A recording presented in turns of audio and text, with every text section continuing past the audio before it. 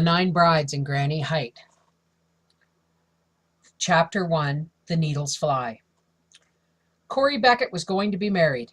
Granny Height had to sit down when she heard the news and cry a mite, and let her heart thump for joy like a little old tub mill. But she had to believe because Corey herself told her, Corey standing there on her own 2 feet. When, dear? As soon as the new young preacher comes riding. How many quilts have you? Granny's mind moved in direct lines. A bride should have at least 20 quilts and kiverlids laid by. One had to look ahead. I've enough for us, but Granny, there are going to be several weddings besides mine. Granny Height nodded. She wondered if she knew who all the brides were to be. She didn't. The spring was still young in Catrack Hollow, and all the girls who were about to land husbands didn't know it yet. Or anyway, the husbands-to-be didn't. But there were enough to set Granny counting on her fingers. And now Corey. We'll have a quiltin' bee, Granny said firmly.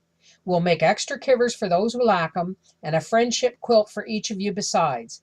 And you girls shall learn about herbs and spices and home cannon. There's a knack to catching a man, Corey Beckett, but it isn't 1, 2, 3 to the sleight of holding 'em. Land of Beulah, to think of all you girls, and some that aren't girls, setting up homes of your own. And there's your sister Ellie, too, who's been married a whole year. There's also the new wife Cole Trivett has in his house on Trapper Bald, said Corey. I don't suppose she has many bed covers. They say she came to Cole with only 1 piece of luggage, and that one very light. Granny's conscience stung her. I've been meaning to call on the poor thing and fetch her a jar of my watermelon pickle. But the Bald's a journey, and I'm not as spry as I was. Do you think she'd come down here to us? I'm sure she will when she learns how much she's wanted. Granny's sunny cedar cabin was only a mile up the run from Toller's Mountain store. Over the next few days, Granny got out the quiltin' frame and laid it across 4 chair backs. And there was brisk baking in her iron stove, for Granny had regretfully given up crouching at her hearth. To her snug house in its cherry and apple orchard came the girls and women from miles around, bringing mellow old camlet, calico, calamanco, and flannel that had been dyed in many a blue pot and worn in many an underskirt. As fingers snipped and blocked and cornered, tongues wagged.